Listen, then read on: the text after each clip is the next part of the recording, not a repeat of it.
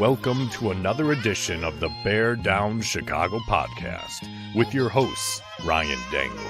It's a tie? What are we, True. in Europe? Like, what? I'm sorry. Soccer?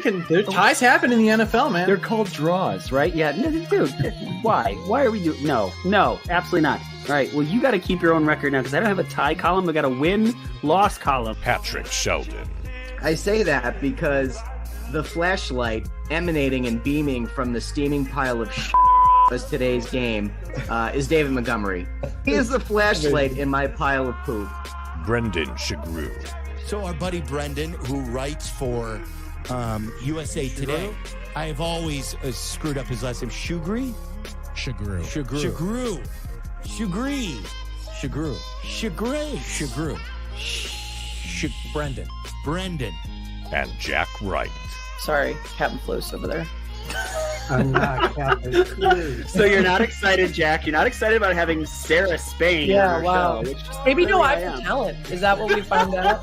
Featuring Cam Ellis. Once I was like trying to get a happy answer out of him, and I was like, "Hey man, like, do you take out of these situations like what is it like to know that like you're this beloved that like these videos are going viral?" And he was just like, "I don't do it for that attention." And then they just took the next question, and I was just like, "Okay, like I'm gonna melt into my seat and never come back here ever again." And Logan Bradley. Bears, rich history defensively. Lot of good linebackers. First round draft pick, hell of a player, a Bear that is going to go down in history. Nobody's going to forget. I am bringing back Shea McClellan. The Bear Down Chicago podcast. Yeah, we're that Bears podcast.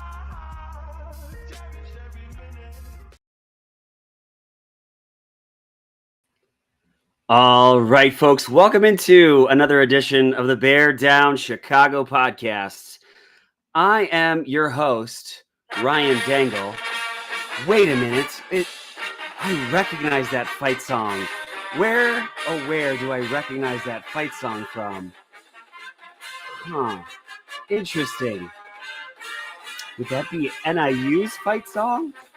I should bring Brendan Shagrew, the assistant editor of Bears Wire, onto the podcast.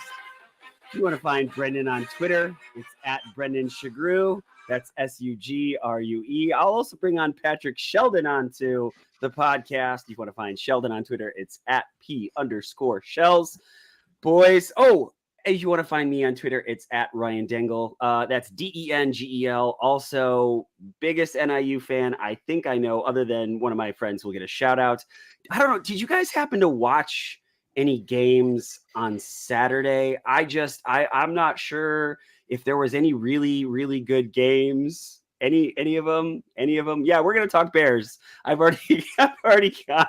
Is this a Northern podcast? No, it is not. Just give me like 2 more minutes to bask in the glory. Jack is not here. It would be better if he was, because then I could throw it in the face of 2 Notre Dame fans instead of just the one. I'm sorry, I didn't realize this was the Husky Down to Calb podcast. Yeehaw! Happy Corn Day to everybody. 16 to 14. Take your moment. Take your victory lap. I am, baby. I'm taking it. I know. Wait, I am sad that I root for the Dallas Cowboys of college football. Did we go? I'm trying to think. Did Notre Dame come? No, they paid us $1.4 million to go there and beat them. They were the number 5 team. I'm sorry. We will talk Bears in just a second. But anybody that knows me knows I am a diehard Husky fan. I will put this on. I don't care who knows it. I fully cried. I was so happy. I was elated. I have loved this team since I stepped on campus in 2003 and drove down all the way to Miami to watch them play in the Orange Bowl and get spanked by Florida State. I've watched a whole lot of it. And so it just, victory lap is now complete. Where does this rank, Dangle, for you in sports team experiences? Man, it is up there. So, you guys know I like baseball, but I'm not a diehard. So the Cubs winning the World Series was pretty special. I don't really remember much of the 85 Super Bowl. I was alive for it, but I don't really remember it. And then, Man, Bears NFC Championship, obviously. Bears Super Bowl, Devin Hester kick. They're all on the top. I don't know, top 5, I guess, somewhere in there. This one was pretty special. It's pretty special. Let's talk Bears, because otherwise people are going to start leaving the podcast. I think I lost 6 followers on Twitter because of all the NIU stuff that I have been posting, and you know what? I'm okay with that. Boys, we got a fun packed episode. It's a double victory weekend, right? Like, I mean, we're all celebrating the Northern. We're also going to be celebrating the Chicago Bears 24-17 victory over the Tennessee Titans. Boys, I think we should thank some people and then we should hop right into it. Anything else that we want to chat about before we thank one of our amazing sponsors? No, NIU is a commuter school. Commuter school that just beat Notre Dame. I mean, you can say You could say whatever you want to right now. Anything at all, Shagru. Anything. I will. And you know what I am going to say? I'm going to use this time to thank our awesome partners instead of piling on you and wallowing in self-pity, to say that we love our guys at Sheridan's Barbershop and Hensel's Barbershop. Sheridan's Barbershop is located in historic downtown Wheaton, Illinois, and they've been serving the community since 1954. They have 6 barbers, and they are open 6 days a week, Monday through Saturday. And they have appointments available to book online by phone, or by phone at your convenience. So visit sheridansbarbershop.com or call 630-668-0137 and book yours today. And also make sure you check out Hensel's Barbershop, which is in downtown Naperville. They've been located there since 1966. They too have 6 barbers. They're open Tuesday through Saturday. They accept walk-ins and appointments. So make sure you book yours today at their website, henselsbarber.com, where traditional meets modern. All right, boys. So for me, this was a tale of two halves, but I just, bring it back. We've had a lot of awesome off-season episodes. If you want to go back and listen, that last one, guys, I laughed a lot. Listening back, I got to laugh a lot, and that's the thing that I love most about this podcast. So for all you audio-only listeners, go back, check it out. For all of us on YouTube, it's just a click away. So let's do this, boys, because we got to get back into the saddle. It's regular season. These games count for real. So let's do this, boys. Let's give me your overall thoughts on the Chicago Bears 24-17 win. We'll hit some outhouse and penthouse a little bit later. We'll talk about all that stuff, anything that we missed. And then I want to look forward to next week and just kind of see if we're still feeling the same way about the Texans that we did when we recorded last week. We got a packed episode, so let's do it, boys. Brendan, why don't you talk us through how are you feeling about this? Just overall thoughts on the game. Where are you at? Well, before I give my overall thoughts, does anyone want to hear a breakdown? I'm so practice, and I just got so excited about giving you a hard time about NIU that we absolutely do in fact. All right, so peel back the curtain, Brendan. Don't forget that you got to wait a second for the outhouse for the breakdown music to play before you can talk, because our audio or whatever our software can't handle it.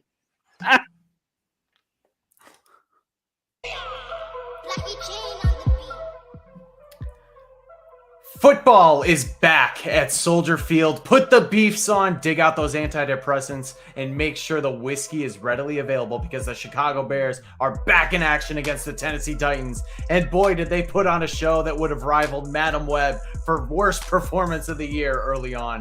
Tennessee made sure the Bears ate their vegetables when Tony Green Pollards got shoved down the defense's throat for the 7-0 score. Then Rick Valus-Jones set the kitchen on fire when he dropped the ensuing kickoff, which gave the Titans another score. Things went from bad to worse as Will Levis hooked up his jeans and fired a shot, and the Chinook Corral, oh God, I can't even say that, to lead 17-0. In the words of Krusty the Clown, ugh, this is brutal. But just like The Simpsons, the Bears never die. Simone Biles' husband, Jonathan Jesse Owens, showed gold medal speed by returning a block punt for a touchdown. But the play that sealed it was Tyreek Hill-Stevenson, proving he can't be detained by the police, and ran away from the cops with a pick for the win, while Will Levis assumed the position on the ground. 24-17, Bears.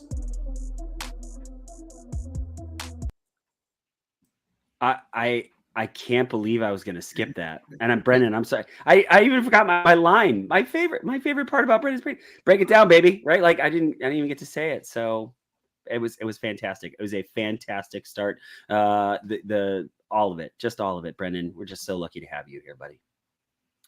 Oh, thank you. That's okay. You know, I think we're all kind of getting in the groove still, and you just kind of showed what the Bears' performance was early on, just kind of stuttering through some stuff, and but we find our rhythm just like the Chicago Bears do. I'll just kick things off quickly with my overall thoughts. I mean, look, you don't apologize for ugly wins. Bad pizza is still pizza. Bad sex, you still had sex. Ugly wins, they're still wins. And you know what? I'd rather have an ugly win early on because it gives the team time to prepare and clean up those mistakes. It kind of gives you a little bit of breathing room. And there were definitely a ton of mistakes. I thought the offensive flow was just really clunky. Things just weren't flowing well. Even early on when DeAndre Swift started to get going, the running game looked good, and then it just faltered, and it felt like there was no good adjustments there. I didn't think Shane Waldron called a particularly good game. I joked on Twitter that at some point, the offensive coordinator is always going to get the boot out of town. People are going to want him out. There were people calling for him at half. I got the internet at death. Can you hear me? So my video, I say my video goes bad. Your audio goes bad. Yeah, I can't. No, that was me. I'm back though. Can you hear me? Oh, geez, we're really starting off like the Bears today, guys. This is rough. Jesus Christ. Okay. What I was saying though is I just thought the offense looked clunky. I thought that Shane Waldron didn't call a particularly good game. Caleb looked antsy. I think he was just a little bit frustrated early on, and that kind of continued. But thank God for this defense, and thank God for the special teams. Those are truly two special units that the Bears have. And I think this pretty much was just like a 2006 game where you're relying on those guys. So a lot to clean up, but I will take an ugly win. Totally, especially early on. Yeah, I'm feeling the same way as Brendan. It's good to get that ugly win out of the way, and hopefully we can start to work out some of these issues going into next week. I had 4 kind of buckets of things that I think were concerning to me, and I think we'll get into them later. But I have varying levels, varying degrees of concern about whether they'll improve though over the rest of the season, and I'll throw them out there. Play calling. I had some concerns about the play calling. Seemed like he was getting a lot of pressure up the middle, and I would have expected more rollouts, more boots, more things on the perimeter to help get away from that pressure. I didn't see a whole lot of that, and it's odd because that seems to be what Caleb likes to do the most. The run game, that was kind of a surprise to me because it was so effective last year, and maybe it was because of that threat of Justin Fields that made the rest of the run game so effective, but I expected a little bit more out of the run game today, and I do expect that to improve, but was disappointed in that. The O-line, I don't know what to say about it. Our concerns are starting to rear their heads already this season. The interior was absolutely atrocious. And then Caleb, right? There are some concerns, sure, after game 1. But I think of those 4, the 2 that I'm least concerned about are obviously Caleb and the run game, but I'm very concerned about the offensive line.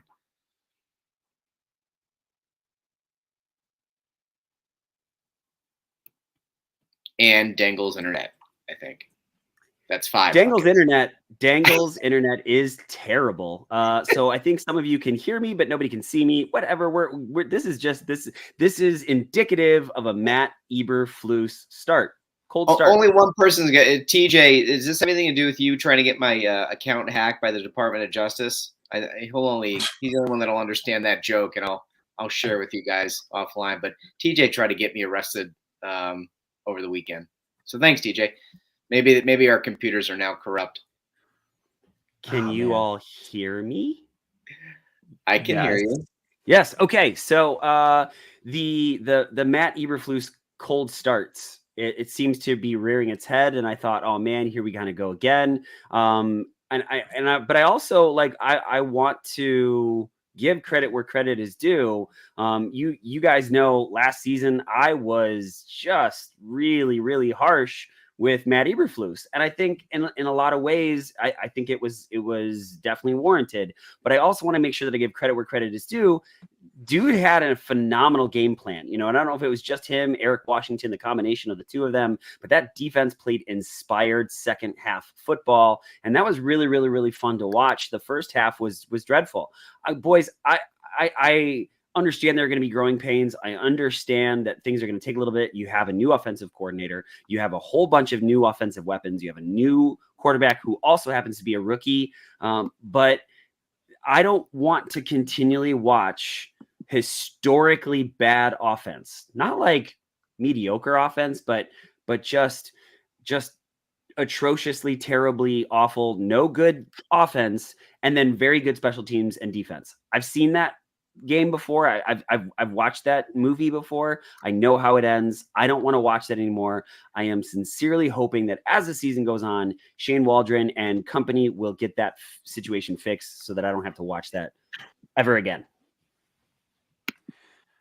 No, I totally get it. And I think, look, I kind of expected this. I really, maybe not 93 yards or anything like that, but I kind of expected like between 150 and 200 yards, maybe a touchdown, but no interceptions, no turnovers. And that's, I think, what I want to stress right now is that while Caleb Williams wasn't great, he definitely misfired throws. I think he was inaccurate at times. His deep ball wasn't there at all. That's, I think, was the biggest surprise. He overthrew Keenan Allen. He overthrew, I think, Odunze at one time. It just wasn't there. But he didn't turn the ball over. And I think that's so important because there was very little room for error when it came to the Bears offense. So the fact that they at least took care of the ball, they didn't give the Titans short fields except for our friend Velus Jones. The offense wasn't the culprit for that, at least. So I think I'll take that away, at least, saying like that's a positive. He wasn't helped out by the receivers. He definitely wasn't helped out by the run or the blocking either. I mean, everybody, what you guys said, Coleman Shelton, he looks so much better in the preseason. Whoa. And he just could not handle what the Titans were bringing at him. And I know the Titans have a good defensive front. Like Jeffrey Simmons is a legit dude. So you have to help out with there. And it's so funny. There was one play he actually did help out and triple team Simmons and left his own guy to go after Williams. That was such a bad move. So, from like the top down, it just felt like nobody was in sync, except really maybe for the last drive when they were able to chew up clock in the 4-minute offense and then, do enough to pin the Titans deep. So I'll just take solace that at least Williams didn't turn the ball over. He admitted to being frustrated. He admitted that there were things that he personally could have done better. And I think he has the pedigree, and I know I've seen it in college that he can grow from this and learn from this. And just, this isn't going to be the norm by any means. Yeah. I just want to, I'm trying so hard to not be like all the time negative. I really, really tried to do that, like to preface everything within our text thread and the tweets that I posted today that it's like, it's early. Let's chill. Let's pump the brakes a little bit. But, I keep coming back to this, that Ryan Poles has really two blind spots, really bad blind spots. And the first one is the freaking offensive line. And he's a former offensive lineman. I can't quite wrap my head around that.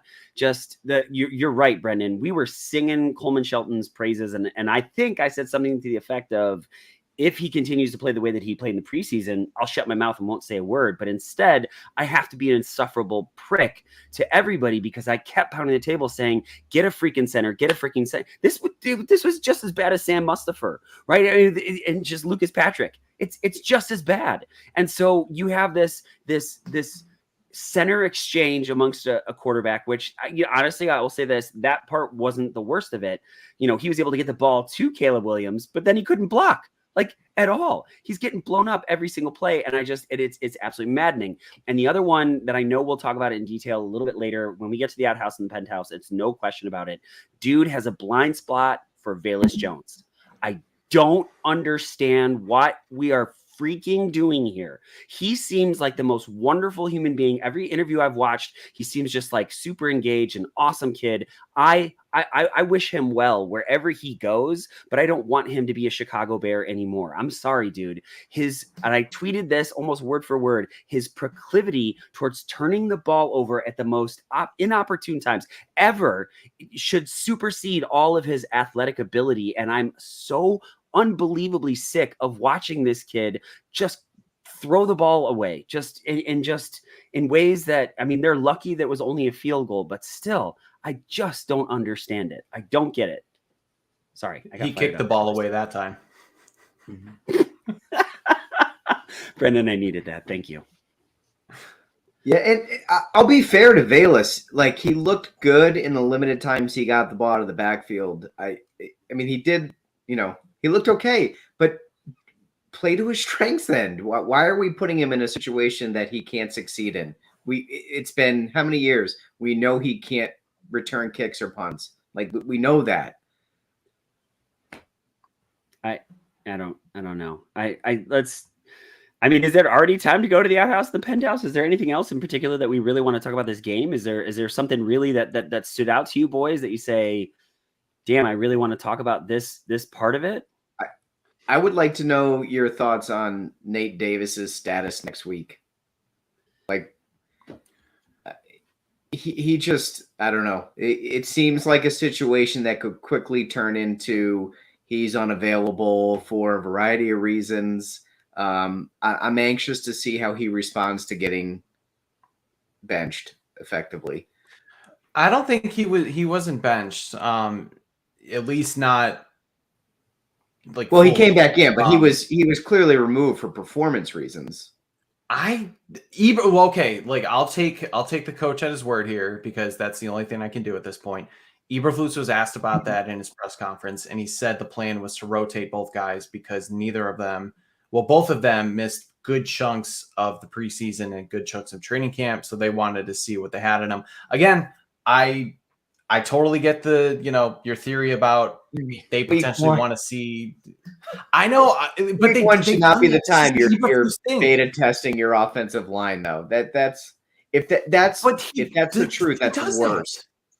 That's worse. I know, but this is what he does. This is, I think, another Eberflus blind spot. This is what he does. He likes to tinker with the offensive line and rotate guys in. Remember, we saw it last year with Tevin Jenkins. We saw it with Larry Borum. We saw it even 2 years ago with Lucas Patrick and Tevin Jenkins. This is what he does. It's not a good thing. I am a big proponent of playing consistent five guys. So I don't like it, but I think that's the reason. And I do wish he would just stick with one lineup and let them gel because you're still Coleman Shelton's new. Tevin Jenkins has only been a left guard for 1 year now. Darnell Wright is a second-year player. Like, this is still a relatively young offensive line that's still needing to gel. So that's all I'll say about that. But I understand what you're saying, though, Shells. Yeah. So I want to ask you guys this, and Brendan, because you seem to be, maybe optimist isn't the right word, but maybe having a slightly more optimistic view of this situation. I mean, do you see how they can improve this offensive line going forward? I mean, because it was atrocious. It was an absolute train wreck today. I mean, do we just give full credit to the Tennessee Titans for finding a way to get it done, or I mean, are we stuck with this performance of an offensive line that will more than likely get our number one overall pick killed at some point?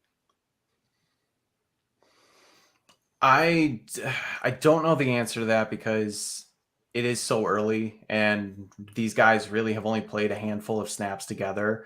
I do think that Waldron can give Caleb Williams and the offense just, some breaks and cut the field in half if he needs to. And you talked about not rolling him out enough. I thought his best pass of the day came on a rollout where he fired a nice shot to DJ Moore right near the sideline. And I don't think Caleb Williams' play in the pocket was necessarily bad.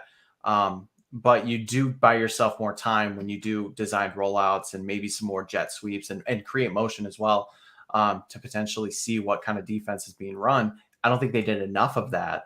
So I guess it's just too early to tell for me. I saw some comments asking like, hey, what can Ryan Bates do at center? I'm not sure if they're ready to pull that plug either, because that's a whole nother situation where you have to then get Caleb comfortable with Brian Bates. And then that means, are you comfortable with Nate Davis the whole time in case he goes down? I would like to see what this looks like after like 3 weeks. And I know you don't want to like do that to this offense because you're facing a pretty good Texans defense. The Colts have some guys up front. I know we talked about that earlier this week, but I think there does still need to be a little bit more time. But I do think Waldron can do some things to alleviate the pressure, literally and figuratively, coming through the interior of the line. Yeah, it's got to work, RD. I mean, I don't think they've got many other options. I think this configuration has to work. Well, it's interesting that I know we've got a really good conversation going on in the chat. Our good friend of the pod, Matt Vanderzanden, we abandoned the run too early. Here's the thing. It's hard to argue with that, but also I don't think Waldron was running effectively. You know, I don't want to be a wet blanket. I don't want to be the negative guy all the time. I truly don't. But when Shane Waldron was hired, you know, everyone I spoke with said the dude he doesn't commit to the run, and he doesn't run creatively. And sometimes he kind of runs into a wall, and that like outside run that they kept doing, it didn't seem to be working. And I don't know. I mean, Brendan, I know you're making a face, dude, but I don't see how you don't help him out in some way, why you don't help out Caleb Williams by running the ball more, you know, setting up for that play action, letting him do those boots that he does so well out to the outside. It was not a great game for anyone in the offensive side of the football. I don't think anyone's going to argue that. I don't think there's anything to argue there, right? That the offensive line didn't play well. I don't think Caleb played very well. The wide receivers, Keenan Allen dropping that touchdown, that was rough. DeAndre Swift had a couple good runs, but I mean, the offensive staff and offensive unit had a bad day. Yeah. Well, let me say this quickly about DeAndre Swift. He did have good runs early. He was getting like 5 yards, 6 yards, and then he just got stopped in the backfield. Guys were getting through. He wasn't able to shed tackles, and why would he? He's kind of a smaller dude. If my math is correct, until the last drive where he got a 20-yard run and then he had another 6-yard run, or a 4-yard run, I guess, he had 6 yards rushing before that last big drive that the Bears had. It's a problem. Yeah. He also, I do want to question the Bears' running back choices, where they didn't have Roschon Johnson available, who's a bigger back. He's a thumper. He can get maybe those short yardage situations. Yeah, exactly, Bruja. We really miss Rojo. I tend to agree. And when it comes to the Bears rushing totals, I'll say this. DeAndre Swift had 10 carries for 30 yards total. That doesn't tell the full story because he got 20 yards on one carry and he lost a ton of yards on multiple occasions. Khalil Herbert had 2 carries for 4 yards. So this was kind of a one-man show. Velus Jones had 2 carries for 11 yards. I just think they really miss Rojo with what he can do because they just don't have that big bruising back that could get those 3rd and 2s and 3rd and 1s. That's why it felt like such a long – it just felt like such a big task. I thought the Bears did a pretty good job of getting closer to first downs. They couldn't convert, though. Yeah, no, I agree with you, and I think it does come back to what Sheldon was harping on big time, which is the offensive line was hot garbage today, especially in the middle, and I don't think there's really much of a debate of that. And so, I mean, if there's something else that you really want to harp on right now, let's do it. But I think it's time that we get out to the outhouse and the penthouse. Do you want to do it, boys? Sounds good. All right, boys, it's time. The outhouse and the penthouse. The outhouse and the penthouse is brought to you by our guy, Jeff Cadwalader. Now, let me ask you this. Are you a real investor? Are you a small business owner? Are you someone that says, hey, I want to get into this? commercial real estate expert. There's nobody else that you should be reaching out to other than Jeff Cadwalder with SVN Landmark Commercial Real Estate in Geneva. He's got generations of experience. Jeff specializes in office, retail, investment, and land properties for all of your commercial real estate needs. Trust Jeff Cadwalder. Visit jeffcre.com or give him a call or a text at 630-254-4734. Huge favor, if you do talk to Jeff Cadwalder, let him know that the guys at the Bear Down Chicago podcast say hello. All right, boys. And so I think that, we got a couple people in the in the chat saying, hey, the Bears won, the Bears won. I agree. I don't want to be too negative. An ugly win is still a win nonetheless. And so I think we need to, take stock in that the Bears are 1-0. And that's something to be happy with. And so with that being said, we are going to go to the Penthouse first. For Penthouse, let's go Patrick Sheldon, Brendan Shagrew, and I will finish it up. Penthouse, boys. Yeah, I'm going to go maybe on the fringe a little bit and go with DeAndre Carter, who I thought had a couple of nice returns. I've watched some of the other games today and didn't see a whole lot done in the return game with the new kickoff rule. And Carter set up a couple of really nice short fields there with 2 returns. So hopefully that continues because it doesn't look like there are many opportunities in the kickoff game with these new rules. But he seemed to find some room, and hopefully he's found something he can exploit, because it was nice to have that starting field position for our rookie quarterback, even if they didn't really do anything with it once they got it. Okay, I know Dangle doesn't like groups. Am I okay to take the defensive line? Yes, you can. Whew. Yes, I get the whole defensive line. Put them in the penthouse. Because these guys balled the hell out. I want to read some stats to you. Darrell Taylor, the guy the Bears got for a 6th-round pick, he only had 2 sacks as well as 2 tackles for loss. He had 7 solo tackles as well. How about Javon Dexter? 4 total tackles, 1 sack, 1 tackle for loss. And then the guy, one of the most unsung heroes of the Bears defense is Andrew Billings, the guy in the middle. I had our guy, Ant, Cork City Bears fan, if those who don't know, from the Irish Bears show, send me a message. He loves Andrew Billings. I love him too. He was just a wrecker out there, and he created some sacks. He was getting through and chasing down Will Levis. And then DeMarcus Walker creating the strip sack, or the sack, that led to the game-sealing pick. I thought these guys just balled their asses off today, and the Bears were able to continually get pressure with just 4 guys, and that led to big turnovers. So shout out to the big guys up front, the Bears defensive line. They all deserve to be in the penthouse today. I'm going to do 2 because there's only 3 of us, and I'll make them very, very quick. The first one goes to Matt Eberflus. I can't believe I'm saying that, but for specifically his second half adjustments, the defense played inspired football in the second half. I am a big Matt Eberflus doubter, but I think he showed that his defense was pretty spectacular in the second half. And I really think one of the stars of that defense that, as I'm looking at this, TJ Edwards, 15 total tackles, 10 solo, 2 tackles for a loss. He was worth every penny, absolutely every penny, and someone that I'm excited that the Bears have. Just awesome. Boys, anybody else that you want to give a quick shout out to, just because there's only 3 of us, and so we got a little extra time?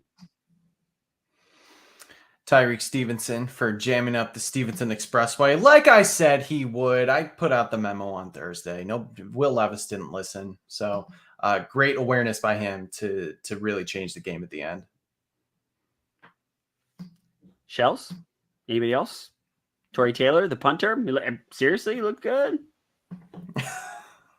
I can't right now. No. What's wrong, Sheldon? What's wrong? I can't. That just feels like a throwaway.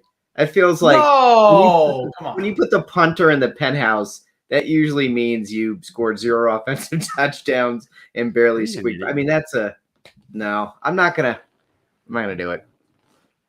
All right, boys. Well, if that's the case, let's go the exact same order for the outhouse. Shells, who do you got in the outhouse? Yeah, I'm going to put Shane Waldron in there. I talked about it a little bit earlier. I wasn't crazy with his early play calling.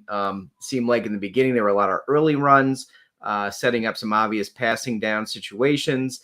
I don't know where Cole Kmet was today. I would have liked to have seen a little bit more from him. I would have liked to have seen Caleb Williams get out on the perimeter more.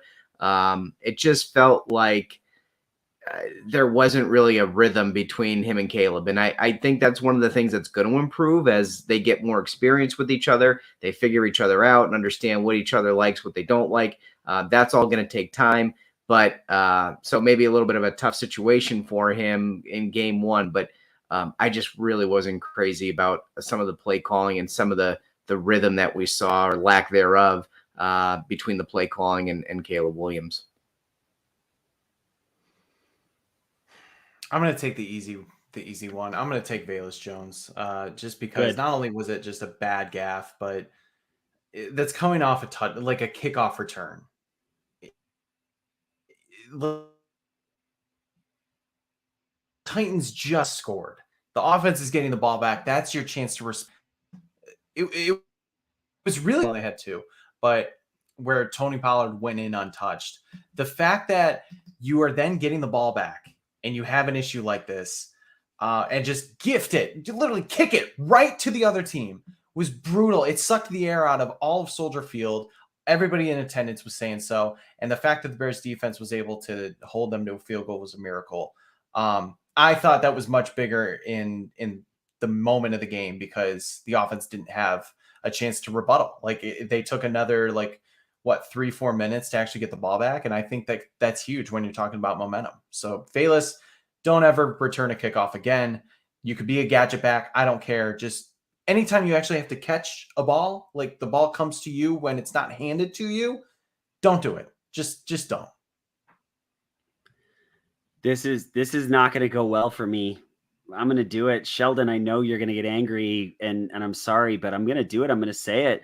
Caleb Williams, he didn't play well. It is not all his fault. And I need to make sure that I make this abundantly clear.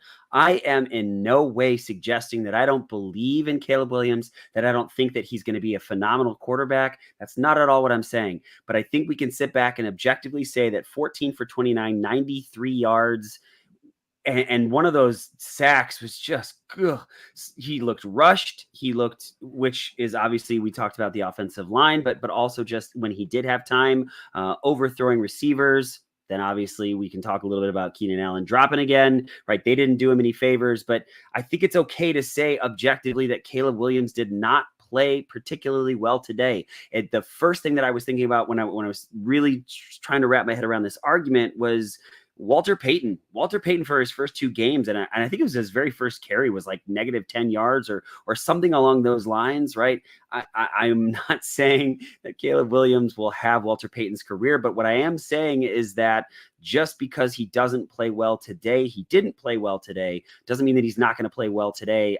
Youngie Kim, you can get out of here. You're going to get me in so much trouble. People are going to be lighting up my Twitter. No, he does not stink. That's not what I'm saying, but he played stinky today. And that is kind of an argument that I'm going to stand by. And I'm just watching Shells just get a little bit angrier and angrier and angrier. And so Shells, you know, I love you, buddy. And I'm ready. I'm ready for it. Yeah. I mean, I just I'm not at all going to put any of this on Caleb Williams. You've got a rookie quarterback in his first game with 0 run game, absolutely no run support and no offensive line help and pressure up the middle and a play caller who did nothing from a play calling standpoint to address the pressure up the middle. I mean, when you take those things into consideration, I don't know how you can have expectations for him in game one. Again, I'd like to see how this thing goes the next few weeks, but I mean, I just can't take anything out of this game one way or the other or pin any of this on him because the support around him today was so bad. But again, I think a lot of that stuff's going to get better. I think the chemistry between the play caller and the quarterback are going to get better. I hope the offensive line gets better, but if not, to Brendan's point earlier, Washington's got to do some stuff to sort of hide those deficiencies up the middle. Is he willing to do that? Is he capable of doing that? Or is he, stubborn that to the point where he doesn't want to change what he's doing? But I don't know. It was all bad. And I can't look at Caleb and go, yeah, what did you expect with that kind of support? And again, going back to something that I've harped on since he was drafted, since before he was drafted. I think he's phenomenally talented. I think he's awesome. I think he's going to be a good quarterback. I don't think he's a transcending quarterback. I think that there are very, very few quarterbacks who can transcend a terrible situation, bad offensive line play, bad play calling. He is a rookie that needs a lot of things to go right in his development. He needs a good offensive line. He needs good coaching. He needs a competent offensive coordinator. He's not somebody that's going to step into a really, really awful situation and transcend that team. I just don't. Again, there are like maybe a handful of quarterbacks in NFL history that are like that. There aren't many. So I need to see more support around him before I start saying like, hey, yeah, you were terrible today. I mean, I know the stats weren't there. The production wasn't there, but I don't feel like he had a chance today. I really don't. I think Brennan made a good point. He kind of got maybe a little bit shell-shocked at first, just sort of frustrated, and it kind of went downhill from there. But I don't know. That's my perspective on the Caleb Williams experience from today. I'm pretty with Shells on this. It wasn't a good performance, but there was a lot that just didn't go right. I didn't think he got the help that he could have had. We talked about some of the misses. There were misses. Like he was either rushing throws or things were just a little bit inaccurate. But I go back to the fact that he acknowledged the frustration. I think TJ Brooks had a great comment earlier. He said after the game, he was being humble. He was acknowledging that his game wasn't great. He really just owned it. And not to compare the two, because I know it's never good to do this, but just for fun, I went back and watched Justin Fields' press conference after his first start against the Browns. I just wanted to see what it was like. And one thing in particular stood out to me when it came to Fields' response and Caleb's response. Both of them were asked, have you ever had a game like this before and it felt like this before? Justin Fields said no.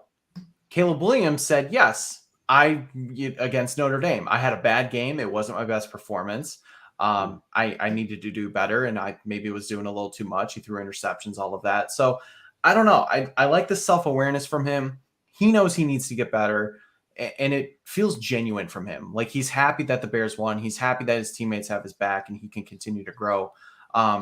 But I also think a performance like this isn't going to be indicative of his career. I don't think this is going to be a situation where he's seeing ghosts and he's afraid of getting hit in the pocket. He did only take 2 sacks. I think that's important to know. And one of them was bad. One of them was brutal. It was 19 yards.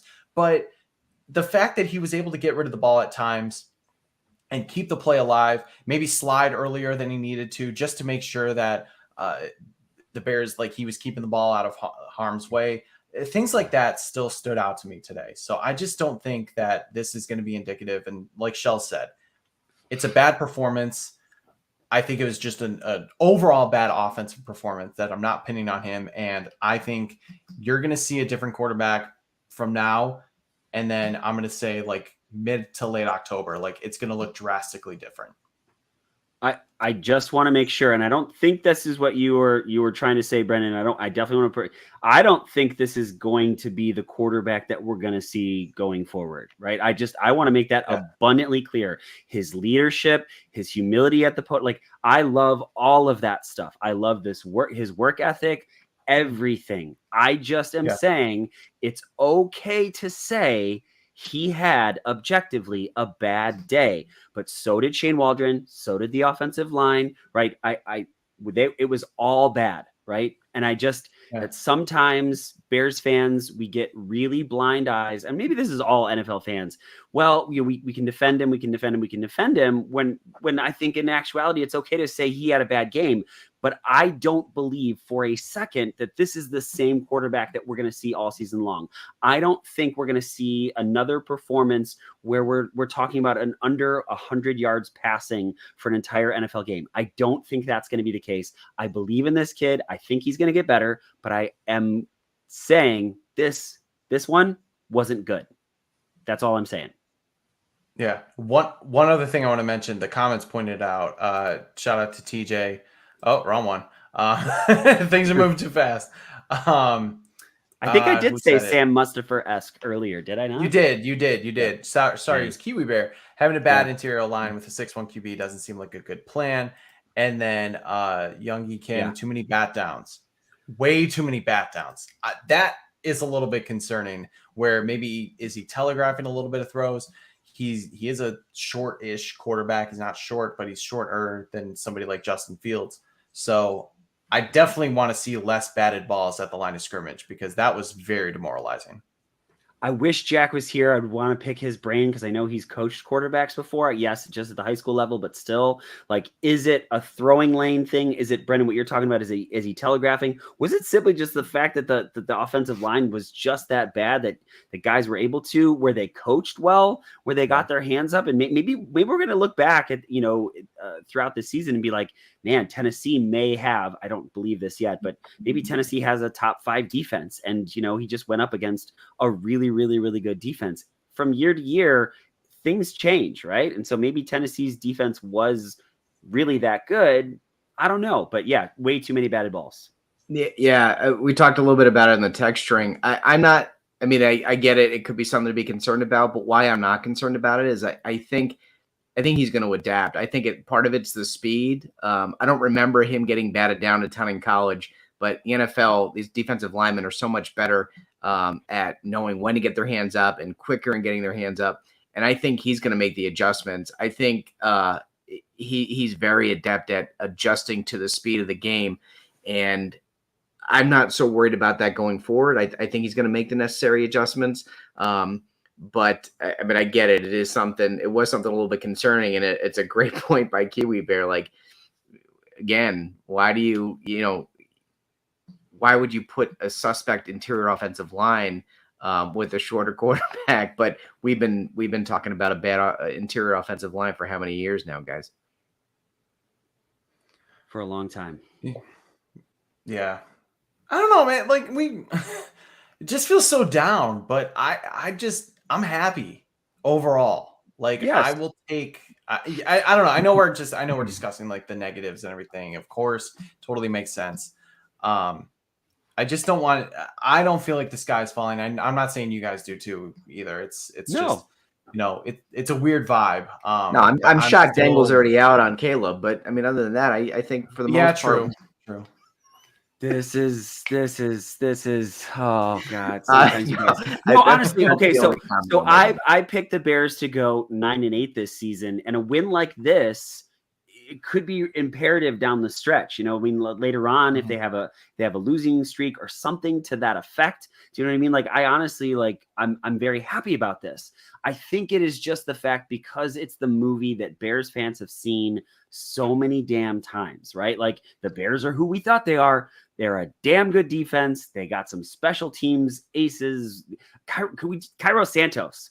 Dude, that 50-yarder, could it have gone more down the middle, right? Like, they were phenomenal. But I don't want to watch historically bad offense with really good defense and really good special teams. I'd like to watch a complete victory in some way, shape, or form.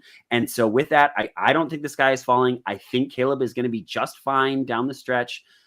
I think there are some things to be a little, angry about. And There was good too from Caleb today, and I maybe the stats didn't bear it out, but there were some really on target throws. The throw to Keenan Allen was great in the end zone. He just dropped it, but that was when you look at the quarterback angle that they showed on the replay, that was a really nice throw.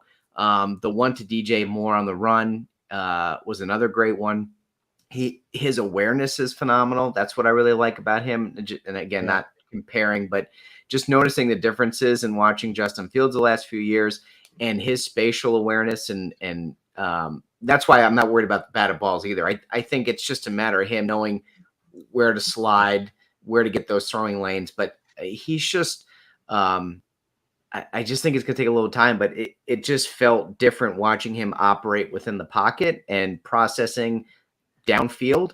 And maybe the throws weren't on target today, but I think most of that was not were things outside of his control. But there was a lot of good that I saw from a quarterback making his first start in the NFL today. even if the stats weren't there. Dude, the ball jumps out of his hands. It's It's kind of so amazing quick. sometimes watching Yep. how fast, not only the velocity of the ball, but just how quickly it jumps out. There was a couple plays where I just looked, I'm like, oh wow, he actually completed that, or he fit that in the window, and Yeah. either it was dropped or whatever. And then talking to like what you said, Shells, about his awareness. How about the weird play that Roma Dunze caught that was like up in the air and he fumbled and then the Bears got it? Do you know how fast he got to the line to just run any sort of play? Like, then surely the Titans or the refs would have reviewed that. I know they reviewed the Komet catch. The play after that was so freaking fast, and I don't think I've seen a Bears quarterback do that in a long time, where they had not only just like the awareness to get up to the line, but actually get everybody there and call a play that wasn't even spiking the ball or just a quick handoff. That really impressed me. Anybody else think the refs had like a brain fart and thought they could challenge 2 plays earlier? Because I kept rewinding the Komet play. Why are you looking? What are they challenging? It was so bizarre.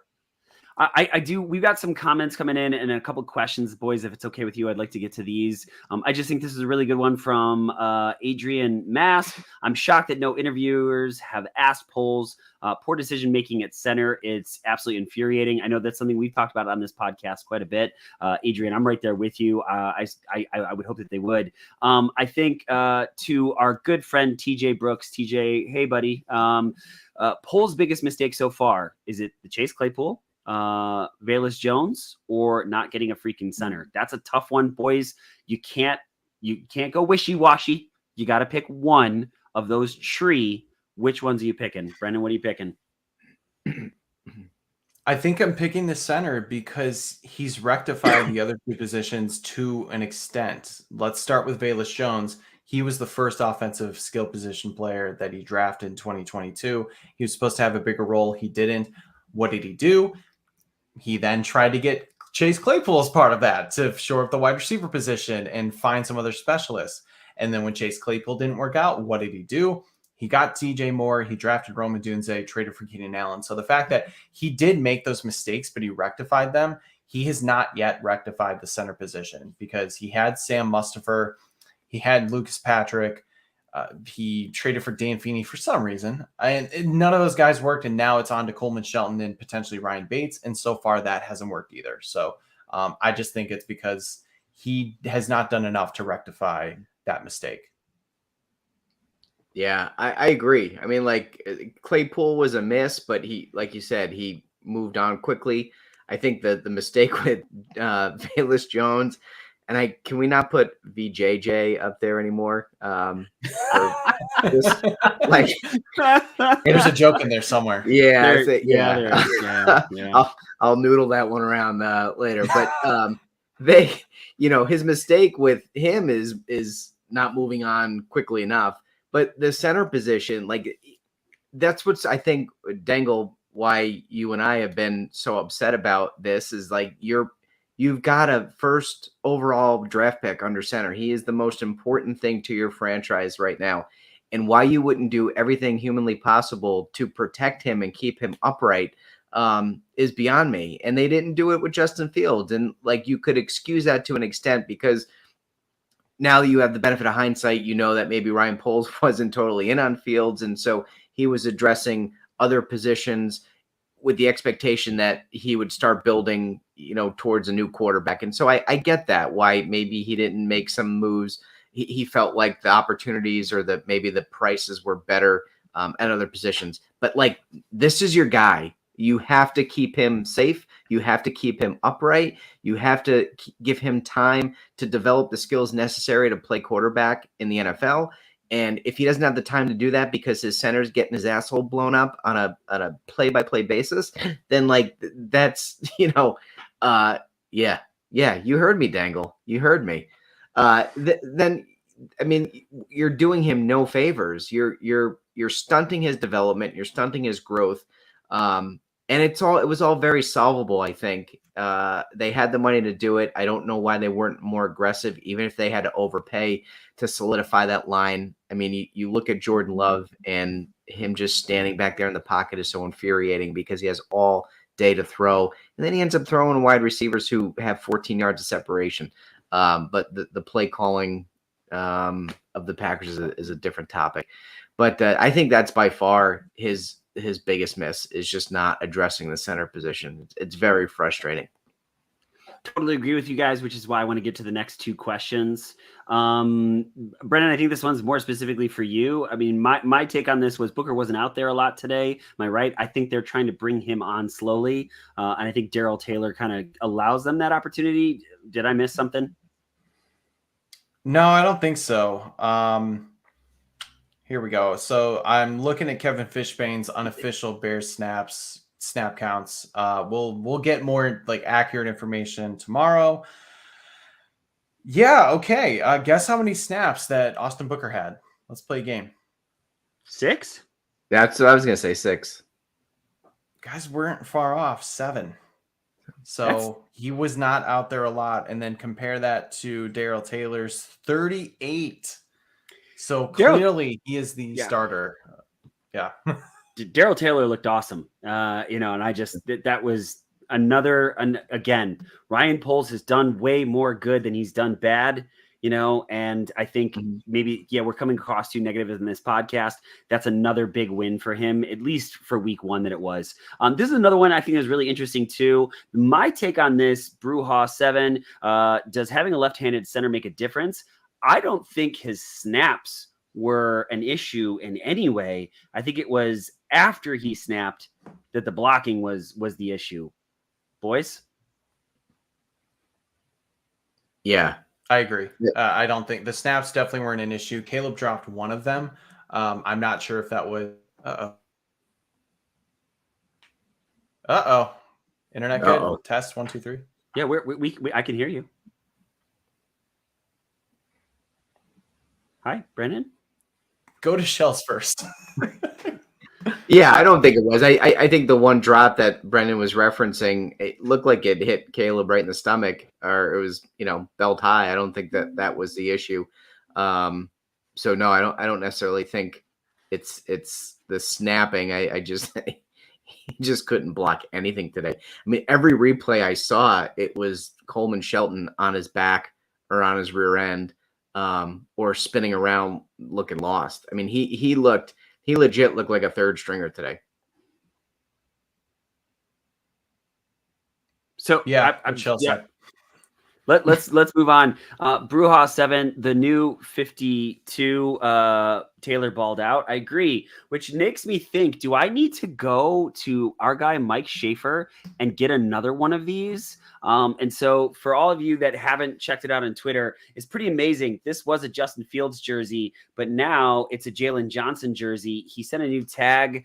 It was crazy inexpensive, and he got it lightning quick to me. And then I went to a tailor. He gives you you can just iron it on directions. But I just said, hey, I'm going to take it to a tailor, and they did it for $16. So instead of spending $150 or $20 or whatever it is to get a new Bears jersey, I took my Justin Fields jersey, and now it's a Jalen Johnson jersey. So Mike Schaefer, thank you. Maybe I'm going to do the same thing with my Khalil Mack jersey and make it a Darrell Taylor jersey. I don't know, because it was such an easy process. If you've got Twitter, reach out to Mike Schaefer. He's amazing. Shells, I can see that Brendan's internet is telling us it's time to wrap it up. And so I think, yeah. So I guess, hi, Brendan, you with us? I don't know what happened. It just kicked me out. Okay. It literally just dropped. I don't know. I've never had that. Okay. Well, boys, it's perfect timing. Anything that we missed that we need to talk about other than we'll talk next week in just a second, but just anything else about this game in particular that we missed that we need to chat about? Yeah. Can we take that Gerald Everett screen out of the playbook and light it on fire? That was terrible. I never want to see that play again, ever. And tight end screens just shouldn't be a thing. How about this from Patrick Finley? Caleb Williams' 55.7 passer rating is the 11th worst debut among all QBs picked first overall since 1970. The list of performances worse than his includes John Elway, Terry Bradshaw, Matthew Stafford, Troy Aikman, and Eli Manning. Nothing to panic about. Things happen. Yeah, he had a bad game. That doesn't mean he's a bad quarterback. So, all right. Well, then, boys, let's talk real quick. My prediction, and I have yours in case you forgot it, just in case. I was predicting for next week that it's going to be a loss. I'm going to go ahead and stick with that. I think the Texans look pretty good against the Colts today. Making sure that win happened. And so I don't know what it's going to be. We're looking at, it's going to be this is crazy. We've already got a Sunday night game next week. So that's crazy. So it'll be a 7:20 start at Texans. I'm taking a loss. Shells, you sticking with your initial prediction? Yep. I'm sticking with a loss here. And Brendan, you called for a win. Are you going to stick with a win or you change your mind? Before I answer that, you guys want to play another game? Guess the line. Yeah, I'll say 6. Damn, that I was gonna say something similar. Yeah, I would. Maybe I'll say 3. Maybe. How did you go from I'm gonna say something similar and then cut it in half? Because I want to make it more fun that way. I don't know. That's fine. Shells once again on it 6.5. Yeah. So almost a full touchdown. Look, I probably should switch, but I'm going to be in Hawaii when this game is being played out next to a pool. So screw it. I'm just going to say it's a win because I'm going to be on vacation and the Bears can't hurt me when I'm on vacation. So are you going to be able to watch the game, or are you even going to watch the game when you're out in Hawaii? Or are you like legit taking a vacation? So we are two of our friends are getting married. I'll just give them a quick shout out. Shout out to Tess and Rob. She is from the area and he is from Australia. He's a native Australian, moved to the States a few years ago. They met, started dating, got engaged. And because they have family in Australia and family in America, they said, hey, let's pick a halfway point, and Hawaii is a good halfway point. And he's actually getting into football this year too, which is really fun. Like we've been talking about it. So they're getting married that Saturday, and then they're doing some sort of like pool party after on Sunday. And the nice thing about it, guys, is Hawaii is 5 hours behind. So at 7:20, it's going to be 2:20 right in the middle of the afternoon. I'm just going to be watching at the pool bar, like just having a good old time. That sounds wonderful. Awesome. I have 2 questions. One, do you know, is this Australian? Is he a fan of the footy? Right? Not as much. Rugby. Yeah. Sorry. But he's stoked. He's stoked that Torrey Taylor is a member of the Bears. He messaged me as soon as he was drafted. He's like, hey, he's from Australia. I was like, dude, I know. So he's a really good guy. Really happy for those two getting married. Okay, what's your second question? I don't remember what it was. I don't think I care anymore. So I did, Ryan. I swear to God, I asked him. We went out to dinner one time. I was like, hey, are you a fan of Australian rules football? You know, I do a podcast with this guy who's a big fan. He's like, not really. I'm like, all right, never mind. I'm afraid to look up the footy on Urban Dictionary, Dingle. So I'll just say this. I was going to give him a shout out later, but I might as well give him a shout out now. Mike Osterwick, Ozzy, our good friend, also kind of sort of works for the Bear Down Chicago Podcast Network. His team is playing my team in they call them finals, but it's the playoffs. And so it's going to get a little salty this weekend. So we're going to see what happens. Boys, anything else? Salty. Yes, indeed. So that just as a programming note, we will absolutely positively not be on Sunday night next week. More than likely, it'll be on Monday evening at 7:30. We don't know who's going to be on the pod just yet. We'll have to talk to the whole crew, see what's going on. But that's what's going on. Boys, anything else before we get to shout outs and we get out of here? One last thing I'll say, and I think I said it at the beginning of the show, but I just kind of want to emphasize to everybody, not only you guys, but like everybody listening, this is going to be a long season. There's going to be plenty of pain points. There's going to be plenty of moments where we want to pull our hair out. And this team is going to look a hell of a lot different today than it does, or I guess it's going to look a hell of a lot different in January than it does today. Hopefully that means playoffs. Hopefully that means a winning season. But just remember, as whatever you feel today, if you're happy, if you're sad, like, you know, a lot is going to change between now and then. So just it's early in the season. It's literally the first game. Things are going to get better. Hopefully things could also get worse. I mean, we saw 2-1 start into 2022 and things got way worse, but yeah, this is going to be a fun ride. Thank you for being with us on it. And yeah, just remember, we're going to look back in September and say, hey, remember that really weird game where Caleb Williams didn't do jack and the offense couldn't do anything? That was a weird game. Look how far we've come since then. So just pointing that out there. This is going to be a very long season. Awesome. With that being said, Shells, you ready to give shout outs? I am. Yeah, sure am. All right. Let's go, Shells, Brendan, and I will finish it up. Shout outs, boys. So I want to give a couple of shout outs to a couple of followers that helped me out over the weekend with some questions. Snickle Fritz Picks. He is at Nickel Frit 1375. Try to say that like once. That was difficult to say. And Balake, he is at Balake. And then I want to shout out, I don't know if you guys saw this. It's not even really a shout out, but I want to mention them. This Kazem Dallas, I don't even know how to say it. Did anybody see the video floating around Twitter of the Texas Michigan game that was being broadcast from a bar in Dallas? You guys not seen this? It's unbelievable. No. I don't know what technology it is. It's insane. I want you to come to South Carolina, please, and open one of these things. It's unreal. If you haven't seen it, go out to their Twitter handle. They're at COSM Dallas. I watched the video like 4 times, and it literally looks and feels like you were at the game.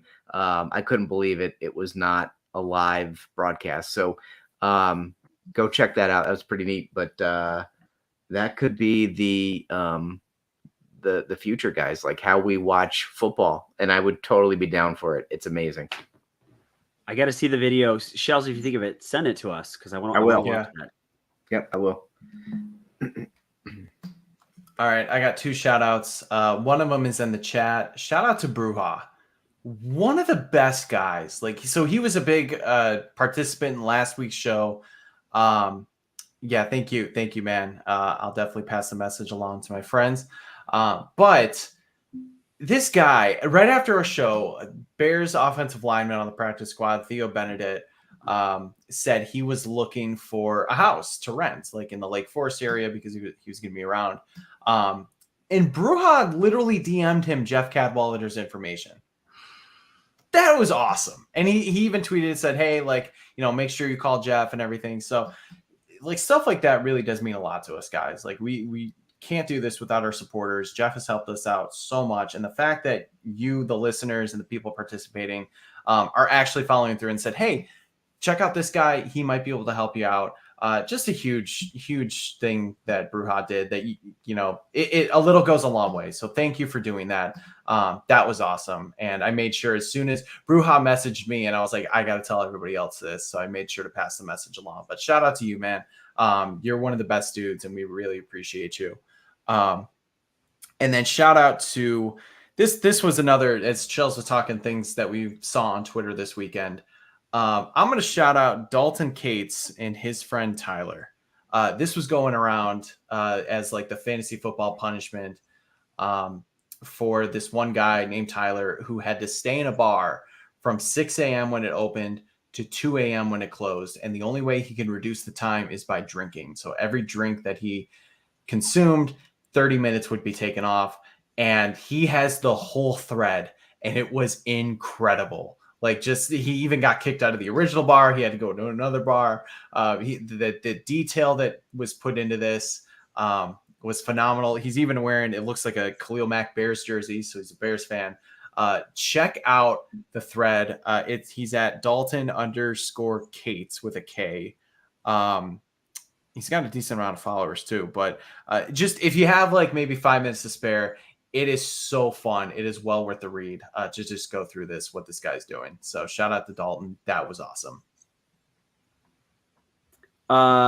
Man, the chat is just, it's so cool. So Alias, having a lot of stuff. Glad you found the show. Youngie Kim, some awesome stuff. Matt Vanderzanden, Bruja, some great stuff. Rob Van Kamen, just every interaction is positive and is awesome, and just making some great connections, and so appreciative of you, Rob. So thank you so much for all of your support of the show and all the things we're doing, and bear down, buddy. Appreciate that. Mike Osterwick, again, Ozzy, let's be friends after this weekend. I know it might be tough, but let's stay friends. And then this one, boys, this one is truly special for me. So guy's name is Grant Carter. Now Grant and we went to the same high school, so we cheer for the same high school team. Then we went to the same college. We weren't like super good friends, but we knew of each other, and we went to the same college. We had a blast. We're both diehard NIU fans. We're both Cub fans. We're both Bears fans, right? Like, I often joke that he is my sports soulmate.